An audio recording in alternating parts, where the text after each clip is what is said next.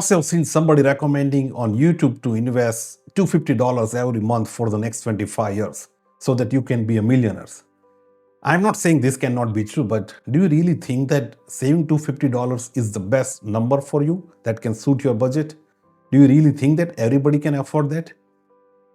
To find the same answer, I searched the same question on Google, and when I tried to look for the answer, there were n numbers of different numbers suggested by the different advisors. And in fact, this number cannot be true for everybody because everyone's personal finance situation is totally different. Similarly, there are many different questions which are very basics, but still many people struggle to figure it out. And because of this, they either cannot start their investing journey, or even if they start, there will be no vision and they stop in between. This is Mayur. I live in Canada. I work as an engineer, but I love to make videos on personal finance.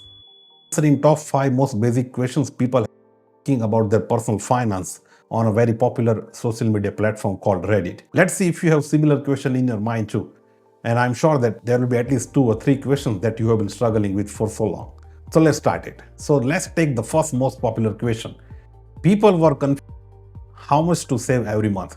And if you ask me the same question, answer will be very much simple. $0. Yes, I am recommending to save $0 in your bank account every month. Now you'll be thinking that I'm a crazy person, but let me try to explain this in little bit detail. So if you have the same question in your mind too, I have 2 news for you. One is a bad one is a good one. Let's start with the bad one. If you are still confused with how much to save every month, let me tell you that you have absolutely no idea where is your money going. You have no clue what the budget planning is. Now the good news is that you are well ahead of many people in the race of personal finance, because I can definitely tell that this question can come in your mind only if you have some leftover money in your bank account at the end of every month. And you should definitely congratulate yourself for this, because many people cannot do that, because there are still many people who are struggling very hard to meet their dead ends every month. I try to explain why I recommended you guys to save $0, and I will be using my own personal example for this. So I have saved $48,000. Now you will be thinking that in the beginning I said save $0 and at the same time I have saved $48,000. But let me tell you that this $48,000 is my emergency fund for a year. So to answer your question, how much to save, the answer is that you should save for the emergency fund. Once you get your emergency fund saved in your bank account, let's say for 3 months or 6 months, for maximum for 1 year, you should stop saving. So now the another question will be in your mind that then what is my emergency fund number? How much to save for the emergency fund? And for that, you must be doing your budgeting. Once you get your salary, write down on a piece of paper. At the same time, when you go for a food outside, when you pay your rent, when you do some maintenance in your car, when you buy some new clothes, write all those expenses down on a piece of paper. Do this for 6 and 7 months and you will have clear and good numbers that will show you the trend in your spendings. But here you should include only those expenses that are needed for survival. For example, you cannot survive without food, you cannot survive without your car to go on a job. You cannot survive without paying your rents or paying your mortgage for the house. I would not include my travel related expense over here because you can survive without traveling. And once you have this number for a month, multiply the number by 3 or 6 and you will have the exact number for your emergency fund.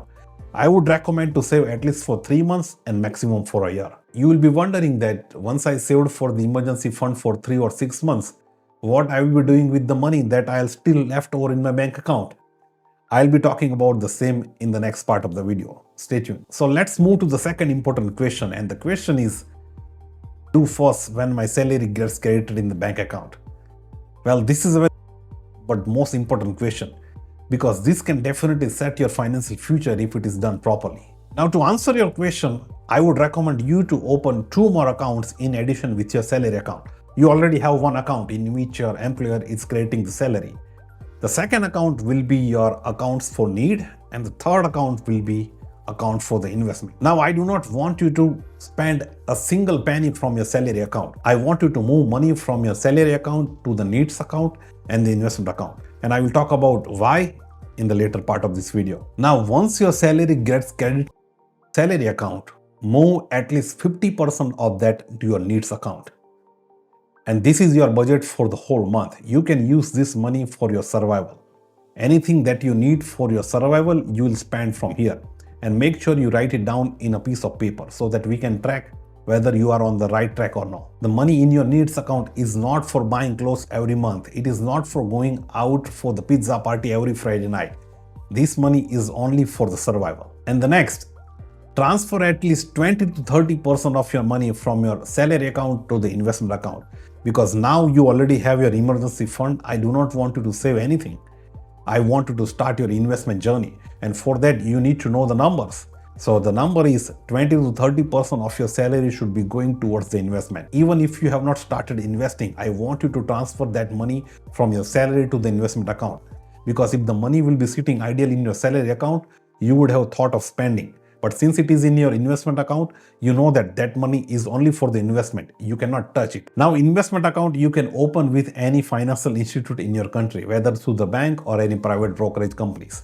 Since I'm in Canada, I use Wealthsimple. I have been using it for more than 2 years. It gives me zero cost maintenance fee to buy stocks, ETFs, mutual funds all across US and Canada. And in fact, if you want to start your investment journey, if you are in Canada, Wealthsimple is giving you free $25 if you open the account through the link in the description box. It is totally free and easy to set up. And after doing this, you will still have about 20 to 30% money from your paycheck sitting idle in your salary account. And this money is for your fun part.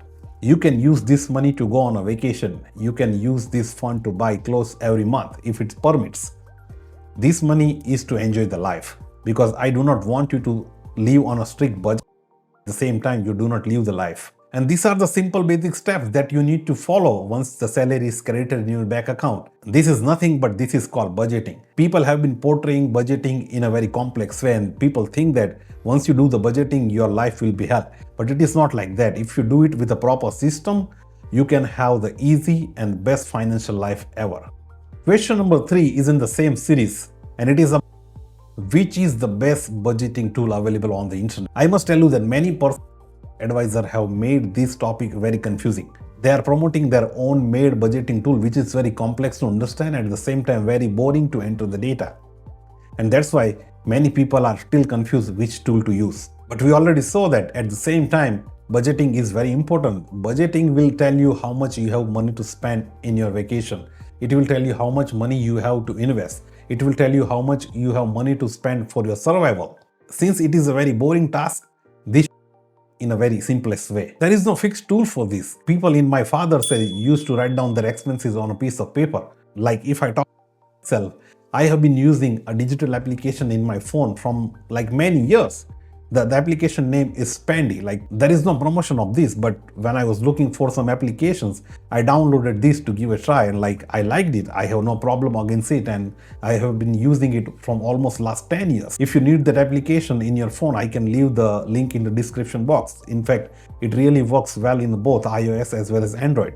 But you can use any application which you feel suitable. Like whenever I go for a shopping or do some expenditures, I immediately open it and write it down, select the category, write down the expenses, and at the end of the month, I can have the bifurcations of different shopping. Let's say how much I spend for the grocery, how much I spend for the clothes, how much I spend for my cars, and it's very simple to use. Overall, choose whatever you like, whether it's a piece of paper and pen or a digital application, but you must do the budgeting so that you live on the track of your expenditures. Question number 4, you should pay your debt first or start investing first? And the answer of this question totally on a very thin line.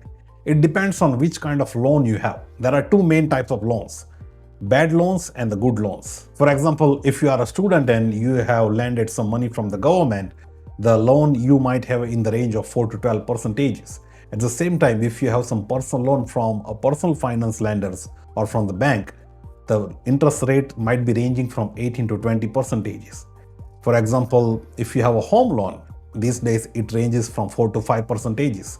So every loan is not a bad loan. At the same time, every loan is not a good loan. So my thumb rule to decide whether it's a bad loan or the good loan is checking which loan for which you are paying more than 8 percentages of the interest rate. Anything about 8 percentages is a bad loan. Anything under 8 can be considered as a good loan. If you have any loan for which you are paying more than 8 percentages of the interest rate, I would tackle with that loan first before I start my investing journey. Now you might be wondering why there is 8 percentages as a benchmark. But if you see the Sensex of any country in the last 25 years, I am sure the market would have given at least 8% return on an average during that duration. That's why, let's say if you have interest rate of 8% of the loan, and at the same time you are trying to achieve the return of 8% from the market, in the hand you have 0% return.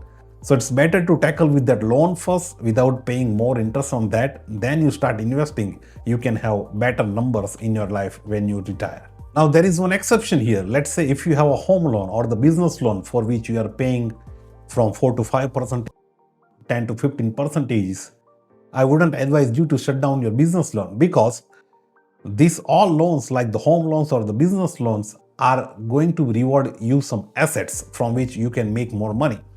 But anything that is very depreciative, for example, your car loan, even if it is a 5%, I would pay my car debt more aggressively than I start do my investments. Because if you are doing both simultaneously, like investing as well as paying more interest together, you do not know that in the nearer future whether the market will perform good or bad. And unfortunately, if the ball is in your court and the market perform bad, you will be hitting yourself harder twice by paying more interest as well as you're getting less returns from your investment. So I hope you have the answer whether you should start investing first or pay your debt first.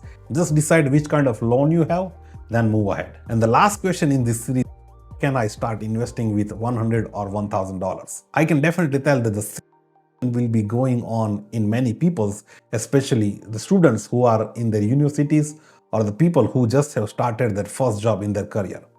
I really feel happy for the today's youth because they are really worried about their money and they really want to grow their wealth to the maximum level. Like we could not figure it out until we were in the 30s. So hats off to you guys. Now just to revise, you should invest at least 20 to 30% from your paycheck towards your investment. And at the same time, you already have your emergency fund and you do not have any bad debts. If you fulfill all these requirements, you are ready to go with your investment. But let's say your salary is little bit lower and you cannot invest up to 20 to 30%. So do you think that what is the lowest number to start with? I always say that if you do not meet the requirements of the budgeting of 50, 30 and 20, you can start with at least $1 every day. Try to invest $1 every day and try next $10 by doing some side hustles, getting a better job or enhancing your skills. Once you know the number, like how much to invest, the second task comes to decide where to invest. There are n numbers of different investment features, like you can invest into the stocks, ETFs, mutual funds, cryptocurrency. This depends on your financial knowledge. It depends on your risk ability. Some people are really aggressive in investing in stocks because they have good knowledge of investment. At the same time, for some beginners, they like to prefer in mutual funds or ETFs. In fact, I have made a very detailed video comparing mutual funds and ETFs. I have tried to discuss the benefits and disadvantages of investing in these both features side by side. And if you watch that video fully, you can have a rough idea to begin with. I will leave the link in the description so that you can watch that video once this video is finished, and also you can watch this video by clicking over here. For example, if I would be in your shoes like a very beginner investors, I would divide my investment number into 3 different categories. I would allocate 50% of my investment number towards the large cap ETFs, 30% to the mid cap ETFs, and the 20% to the small cap ETFs. Overall, this all give you the big exposures toward the share market, and even if the market is volatile, the ratio between large cap, mid cap and small cap will maintain your portfolio even in the worst cases. So in the end, if you do not just follow the random fixed numbers and follow the simple and stupid system, there will be a big difference in the consistency and discipline towards your investment and saving. You already know what to do now. It is just a matter of deciding which number will be more suitable according to your budget, whether it is for the investment or for saving. Keep a track of a single penny that is going in or going out from your pocket and divide all the numbers based on the suggested percentages so that you know your money going in the different categories. Because emotions plays a very significant role in the money management. This is all about numbers, and the numbers should be followed with the proper structure. Otherwise, your mind will be full of emotions and that will ruin your investments and saving. One thing I can definitely tell you at the end of this video is that even after watching this whole video, you have the same question in your mind once again.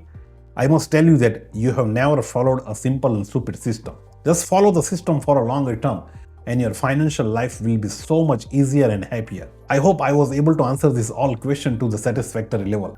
If you really like this video, you can it by subscribing to this channel. And make sure you do not forget to comment which of these questions you're struggling with so far. Until I see you in the next video, you take care and bye.